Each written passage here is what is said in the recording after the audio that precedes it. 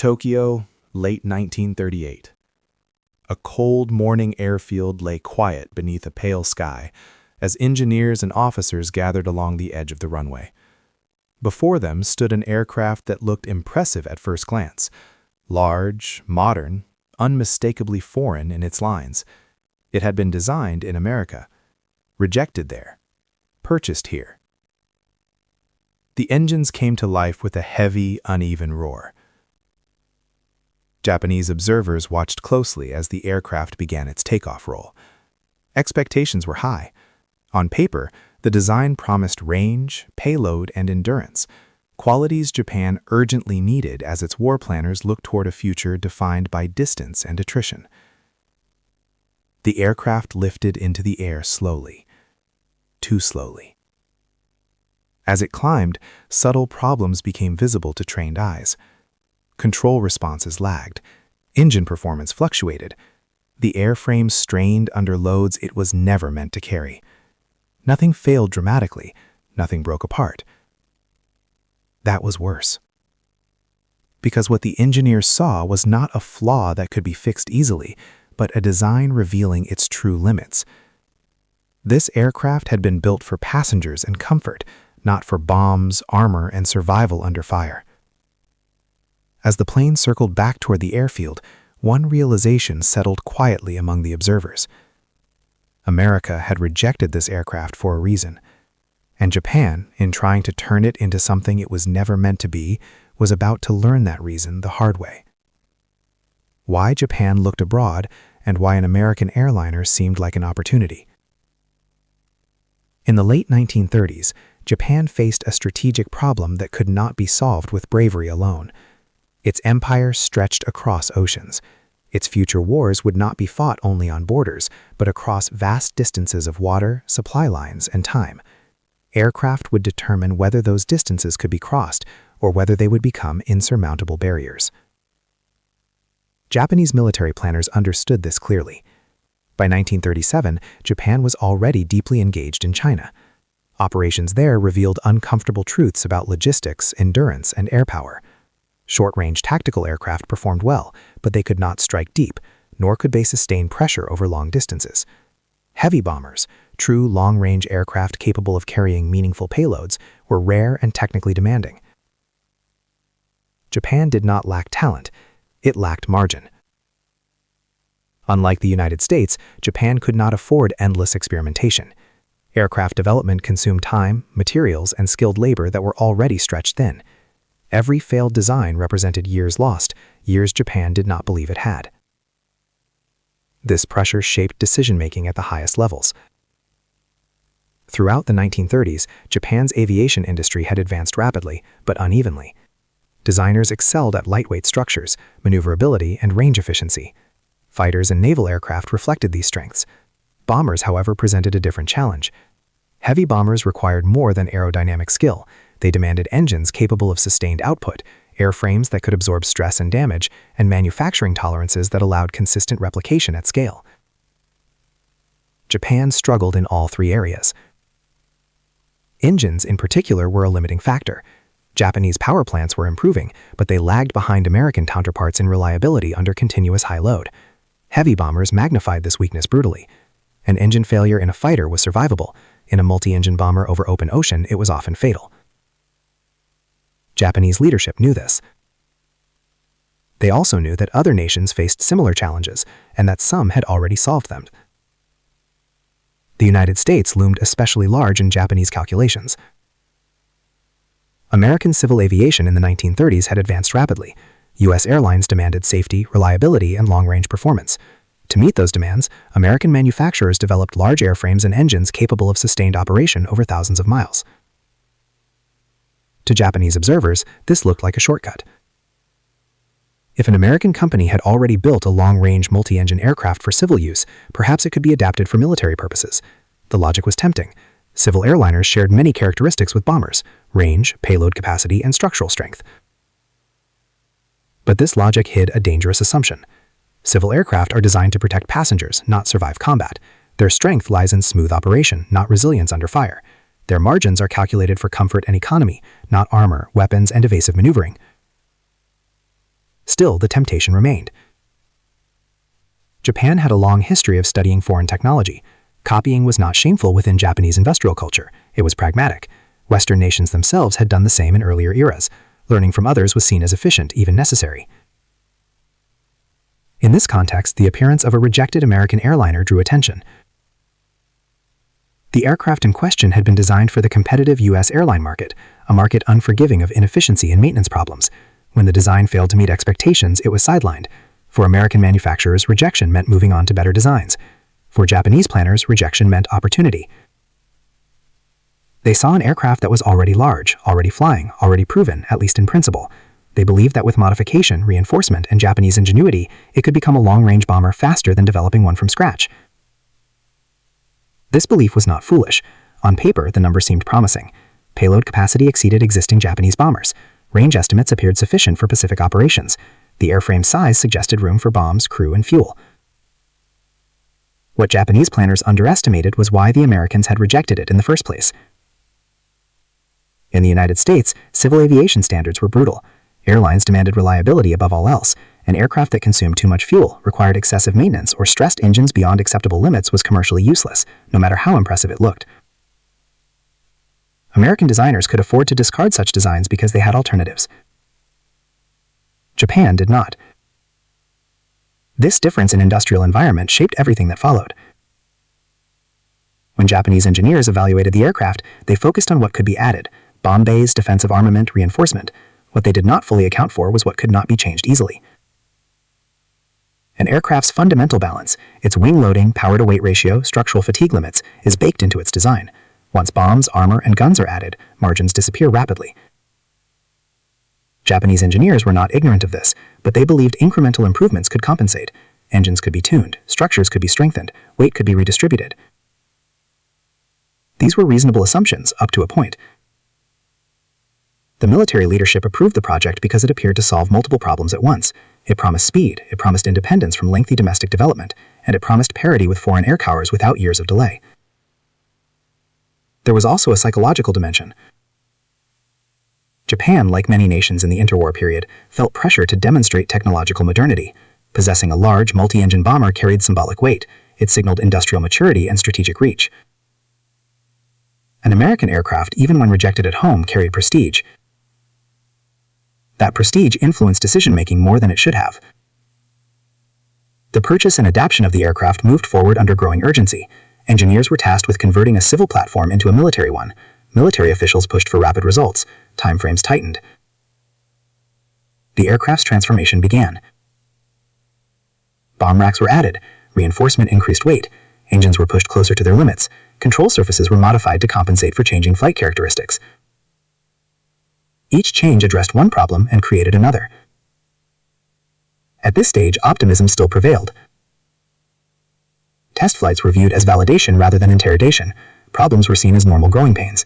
After all, every new aircraft faced challenges early on. But beneath the optimism lay a structural reality that could not be escaped. The aircraft was not failing because it was poorly built. It was failing because it was being asked to do something it was never designed to do. As Japan moved closer to war with Western powers, the pressure to accept imperfect solutions increased. There was no time to start over. The aircraft would be made to work or declared adequate enough. American designers watching from afar would have recognized the pattern immediately.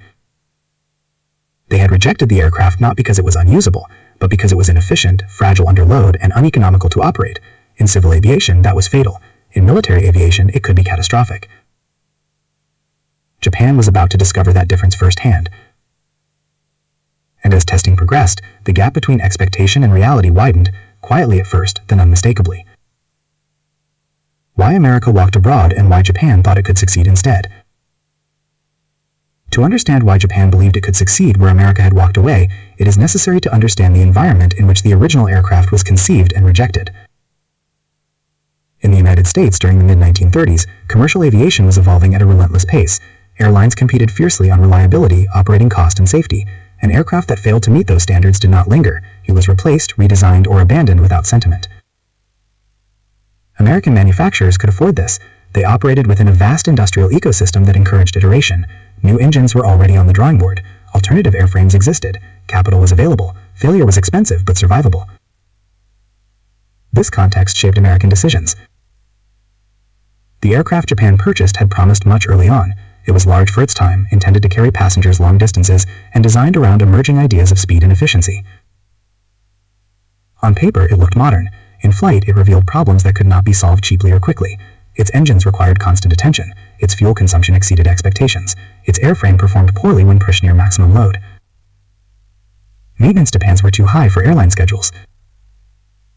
For American Airlines, these shortcomings were decisive.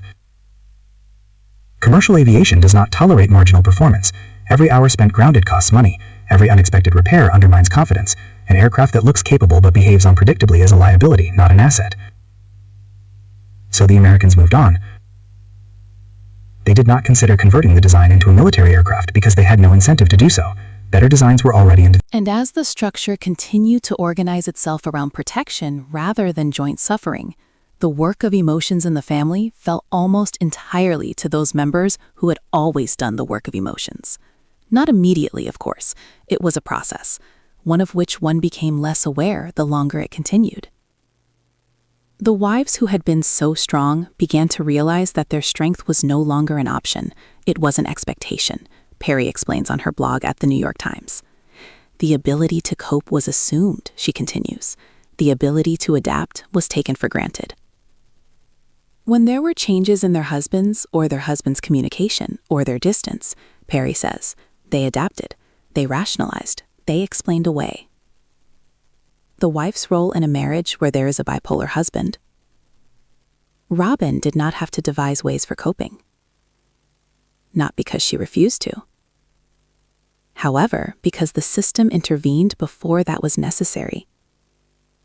This is important because its meaning lies, in fact, largely outside itself, in the lives that are lived, and endurance, once actually experienced, always becomes something less than itself, because endurance doesn't just apply to survival, it applies to how often one must be called on to normalize that experience. The wives who endured are those that were repeatedly told, directly or indirectly, that waiting was part of the process, that uncertainty was temporary. Robin was rarely asked to wait in the same manner. Her place in the family was marked by immediacy. If there was a sense that something was not right, then an issue was brought up. If something was distressing, then that warranted attention. If a problem had the potential to cause a destabilization effect, then the issue was fixed. This had a cumulative effect that ensured two different worlds coexisted as part of the same family. One reality that was made possible by patience was one reality. The other by protection. The above realities began drifting apart. Women who suffered learned to control themselves in seclusion. She learned to accept the absence of consistent presence. She learned to cope with disappointment in secret. The power of enduring in such a way is building strength, but also the distance in a way that the strength is not acknowledged. By contrast, the world around Robin was relatively sheltered. The emotional continuity was kept intact as the rest of the family fractured. This is no coincidence. It began with small decisions made many times that weighed the value of continuity in one situation against justice elsewhere. These preferences weren't framed as favoritism within their family. These were couched in terms of practicality. It was simpler to focus attention where attention seemed to make a difference, simpler to put effort back into the surroundings where that effort was met with positivity, simpler to sustain what seemed to be in good working order. But there are consequences to being practical. This creates a ripple effect that changes relationships across the board. The wives that suffered through this were starting to feel like they were lacking in emotions, not just in time and attention, but recognition. Their work was necessary but unrecognized. Patience was expected but not rewarded. This established a quiet emotional hierarchy. Rather one founded on authority, but on accommodation. Those who suffered were expected to continue to suffer. Those who were safeguarded were expected to continue to be safeguarded, and when that happened, their behavior was governed by these expectations, not by words. Robin was never supposed to have to live with permanence in the ways of persistent neglect or circumstances of doubt, given the lessons the system had learned regarding the disrupting impact it in turn had created for the environment it had come to cherish and value. Robin's displeasure mattered. Other people's displeasure was normal. It is where imbalance begins. That normalization is where the seed of imbalance. It informs people of what they can and are entitled to expect. It teaches them what they must tolerate. It also teaches them the nature of their pain, whether it will be acted upon or waited for. With time, the wives who stuck it out stopped counting on relief. They did not stop hoping altogether, but hope became low-key, cautious, less invested in the outcome. The struggle for survival, once personified as love, now just seemed like struggle for struggle's sake. Robin was not faced with such a change. Lessons that came easily to her, however, include that pain is a catalyst for change, that complacency is something to guard against, and that her emotional needs are not only valid but actionable. It wasn't about assigning blame, as I've said repeatedly. It was all about structure, remembers. Structures are what teach people what to look out for and what not to. By this point, the gap in expectation had already changed the family's emotional economy. Vigilance had become a matter that only some wives were to consider. Protection had already become a service that only one family could expect. And once the pattern was evident, it simply could not be ignored. Once the emotional economy had shifted, the effects started to manifest in a way that could no longer be dismissed by mere circumstance. The women who suffered found themselves dealing with an ever-growing sense of isolation, not because they lacked inclusion, but because they were being forced to compartmentalize their experiences. Trouble was no longer a shared collective experience, but a personal problem. Endurance, until then a community responsibility, is now individualized labor. Each wife was expected to cope with her own pain, to manage her own disillusionment, to construe absence on a temporary basis rather than structural. The answers that responded to questions rarely focused upon the trend, but rather upon the instant. This ensured that the system remained intact. Within this system, the role that Robin had in it would still be determined by the concept of protection. She would consider her family environment to be an area that needed to be protected or maintained in the right way. Emotional consistency in this space would take precedence, even if it means having emotional lack elsewhere. In this way, a self-reinforcing cycle would be produced over time, wherein the more consistent the space would be, the more it would be worth saving. Stability became empirical data. Evidence that things were working. Evidence that right decisions were being made. Evidence of what was being paid for order for something to remain intact. However, stability in one family didn't mean stability in the family. It just meant that the instability was channeled elsewhere. But the wives who stayed began to realize the impact of such a shift of focus, not necessarily in the form of angry resentment, but of weary exhaustion, the kind that comes from being repeatedly asked to comprehend without being comprehended, to change without there ever being change, to remain understanding when the deadline is always an eternity away. Robin did not have to work in such environments. Once more, not because she refused to. However, since the system protected her from them.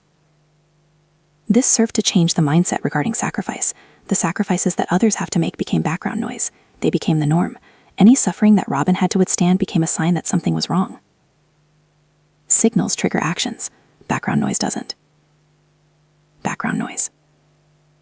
It changed the dynamic in terms of how decisions were made, because when there were trade-offs for decisions, trade-offs were usually where resilience had already been normalized. The idea was that those women could deal with it because they always had to. To survive became proof of strength, rather than evidence requiring relief. This logic made sense within the system. It enabled decisions to be made quickly. It minimized friction. It sustained the illusion of progress, but it also widened the gap between promise and reality. Instead, the wives who endured began to sense that their strength was being used against them. All parties in the story have their own purposes, and their capacity to cope warranted requiring them to cope further. Their flexibility warranted requiring them to bend once again. Their patience warranted waiting once again. Robin's experience proved the opposite lesson. This resulted in an adjustment. This lack of certainty resulted in a need for reassessment. Her needs influenced the outcomes. Neither lesson was explicitly taught. Both were learned through repetition. All of these teachings had an impact on not only how the wives treated the family, but how they treated themselves. The everlasting wives began to wonder if their needs were justified, if having consistency was expecting too much, if being uncomfortable was just part of the job of dating. Robin never found herself asking those questions either. Her needs have always been met through actions. This inequity did not have to happen for nefarious purposes. It simply had to exist for long enough to feel permanent. And that is what endurance is once relief is no longer expected. At this point, the family was not just adapting to different expectations, but it was sustaining them too. The system was based on sheltered upbringing and guaranteed its own endurance. It needed some wives to be stable themselves to ensure their own wife is balanced and steady. And this dependence was no longer invisible. This was impacting outcomes. Technical assessments were framed around improvement rather than limitation. Questions shifted from, can this aircraft fulfill the mission, to, how can we make this aircraft fulfill enough of the mission? Once that shift occurred, abandonment became psychologically and politically difficult. No senior commander wanted to be responsible for canceling a project that appeared to offer strategic salvation. No one wanted to explain why years of effort would be written off. The aircraft became not just a machine, but a commitment. This dynamic insulated the project from honest reevaluation. As testing revealed problems, leadership interpreted them as temporary. As modifications accumulated, they were seen as progress. The aircraft's continued existence became proof of viability, even as evidence suggested otherwise. This was not incompetence. It was a failure of strategic humility.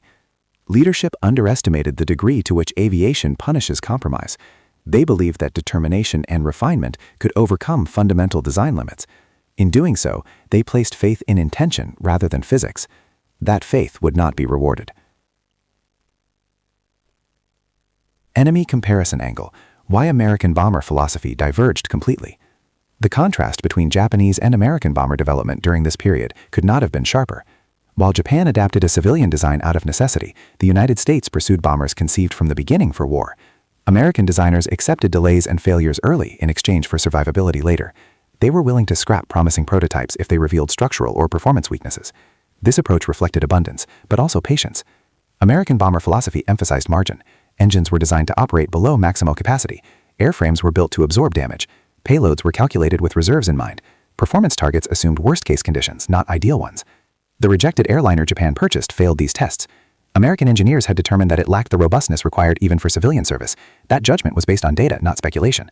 The aircraft consumed too much effort for too little return. Japan's attempt to militarize it inverted American logic. Instead of designing margin into the aircraft, Japan removed it. Weight increased. Power reserves vanished. Structural fatigue accelerated. What had been marginal in peace became untenable in war. American bombers that would later dominate the skies, the B-17, B-24, and others, were expensive, complex, and slow to mature. But when they entered service, they could endure punishment that compromised designs could not. Japanese commanders eventually recognized this difference, but too late.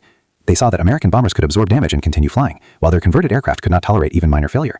The difference was not bravery or skill, it was engineering philosophy. America designed for war. Japan adapted for war.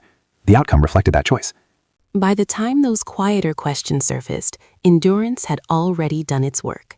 Not by breaking anyone outright, but by hollowing out that part of the relationship which once made the effort feel meaningful. What remained was obligation without intimacy, responsibility without reward. This is the stage where endurance can no longer hold things together. It only postponed separation. The wives who endured began to realize something fundamental. Systems do not implode when people stop caring. They implode when people stop believing their care matters. Where effort no longer leads to change, effort becomes optional. Not immediately, but eventually. Meanwhile, Robin's experience continued to stand in contrast. Her care was further reinforced. Her presence was not immaterial. Her emotional cues called for response. That reinforcement preserved engagement. It allowed investment to feel worthwhile and participation to feel safe rather than draining. Meanwhile, the wives who endured operated under the law of diminishing returns. Each compromise cost more than the last one did. Each concession was less relieving. With each act, the weight of patience felt heavier. This was not jealousy or comparison. It was a thing of mathematics. Emotional input without emotional output will eventually run out. Its structure depended on the notion of infinite endurance, that some wives would somehow always manage to adapt. But adaptability has limits, especially when it's not returned in kind. By now, endurance had passed from a virtue to a liability. It allowed imbalance to persist for longer than it should have. It masked dysfunction through the absorption of its effects. It delayed confrontation, not because the issues weren't visible, but because it took energy to do so. Endurance had already consumed it. Robin was insulated from this depletion. Her experience allowed energy to circulate rather than drain. That circulation made her household feel emotionally viable at a time when others felt depleted. Again, this wasn't about intention. It was about outcome. This meant that one environment was being fed, while the others were running on reserves. At this point, the wives who endured didn't need dramatic events to justify stepping back. The justification had already quietly mounted up. It lived in years of waiting, in repeated explanations, in promises pulled thin. The endurance had done all that it could do. What followed was not rebellion, not anger, not vengeance. It was a recalibration. The wives started to reassess what participation demanded from them and whether those were fair asks. They didn't need to say this out loud. It showed up in softer ways. Less availability, less emotional exposure, less willingness to absorb instability. Robin's function did not shift because her experience had not necessitated this readjustment. The system kept her from the conditions that would have necessitated it. Here, divergence becomes permanent. When some are called upon to carry the system and others to be protected by it, alignment becomes impossible. No amount of intention can bridge that gap. The expectations are simply too different. By this time, the family wasn't coming apart at the seams because people weren't trying anymore. It was coming apart at the seams because endurance had reached its limit. And when endurance is finally exhausted, clarity steps in. Clarity did not come about the way of a single epiphany. It came about gradually, in instances that were somehow unremarkable. A pause before answering, a decision not to explain, a boundary held without justification. To the onlooker, such instances are not dramatic, but internally they press a hinge that cannot be reversed. The wives who endured began to see that endurance once did serve a purpose. It kept the family functioning during instability. But over time, that same endurance had been used as a substitute for change. It allowed patterns to repeat without resolution, imbalance intact by absorbing its consequences. When that sank in, endurance ceased to feel virtuous. That started to feel like permission for things to remain as they had been. This clarity didn't bring bitterness. It brought honesty. Honest recognition that love does not require endless tolerance, that commitment does not demand self-erasure, that patience, when unreciprocated, becomes a quiet form of loss.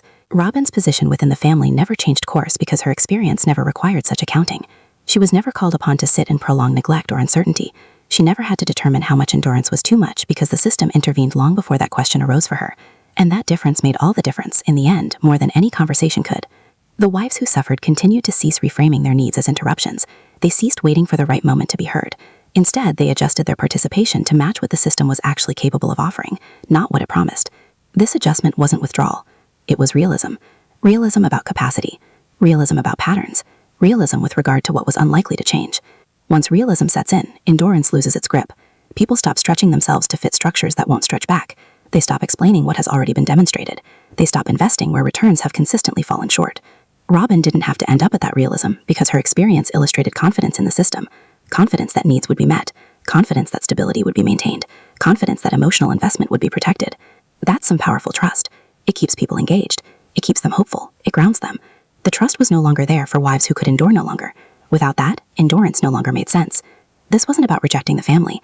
It was about recognizing that participation required different things from different people, and those requirements were no longer sustainable. The family didn't break in that one moment.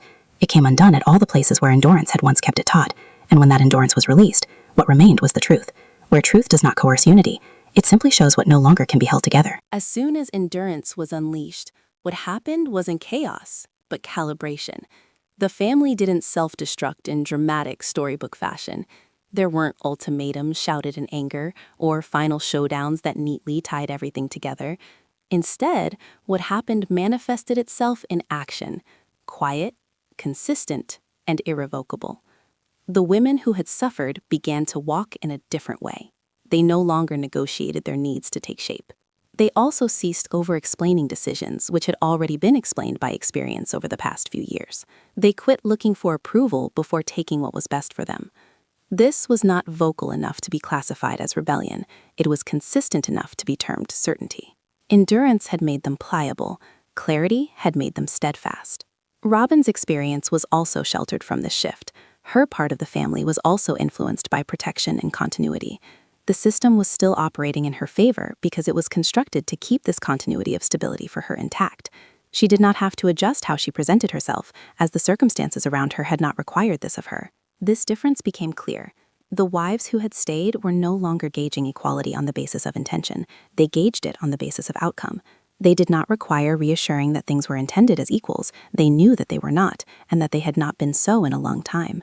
This quote shows that the message in this story is that equality is not necessarily the most important thing. That realization altered their perception of everything. Dialogues which had confused me clarified themselves. Those temporary delays became patterns. The promises, once full of hope, became insignificant. What endurance had masked, clarity exposed. As a consequence, choice was provided. open at. The women didn't need permission to opt for a different course. They only needed to stop subsidizing a system that was operational because of its reliance on their resilience. As soon as that stopped, the imbalance was no longer hidden. Robin was never expected to endure because endurance was no longer necessary for her in her position. The system had decreed many years ago that her stability was a crucial component. Others must adapt to safeguard it. This awareness wasn't one of blame. It's because it's about acknowledgement. There was an acknowledgement that the endurance had not been evenly distributed. The sacrifice had not been shared. Neither had the protection. And after these were accepted within the mind, the need for confirmation became unnecessary. It was not because one parent was gone that the family broke apart. It came from the loss of resilience, which was no longer an option. Lacking the endurance to temper the imbalance, the structure could only be what it actually was, and not what it hoped to be. And that reality led inevitably to the next step. By the end, there wasn't one defining moment that brought about the turning point for the family. No meltdown, no massive blowout fight. Something simpler and lasting. Strength was no longer there to support the structure. Years, endurance had been the glue that bound everything. It covered up the imbalance, it mitigated the neglect. It enabled contradictions to coexist side by side. Without that glue, the family didn't break apart. It was revealed. The women who had suffered did not depart in anger. These women departed in alignment with what each woman might realistically provide in order to not delete herself in the process, in alignment with the truth of the system, with what the system would not return. Robin's position was insulated until the very end, not out of conscious prejudice, but because the structure had been counting on her constancy as their anchor in a storm. She was never expected to deal with this instability because this instability had been diverted elsewhere for years. In the quiet was the decision that formed everything. Endurance had been an infinite commodity. It was not. Once it was exhausted, clarity came into play. A clue? It does not negotiate. The family did not fail because people stopped being concerned. This failed because there was an imbalance in care. The women who stayed were not weakened by reaching their breaking points. No, they were right. They understood that commitment without reciprocation equals depletion, that patience without progression equals loss, that love without harmony equals impossibility. This was about more than one wife being the stronger one. It was about expectation. Who was supposed to hold? Who was expected to wait? Who was expected to adjust? And by whom? And who was expected to be protected? Once these expectations came to the forefront, the result became inevitable. Endurance had kept the family together for a lot longer than it should have. Clarity finally released the hold that the group had. And in that release, each person returned to themselves. Not roles, not stabilizers or anchors, but themselves in a position of no longer being responsible for carrying what could not be shared. That was the unwritten ending, rather an explosion, a veracity finally allowed to stand.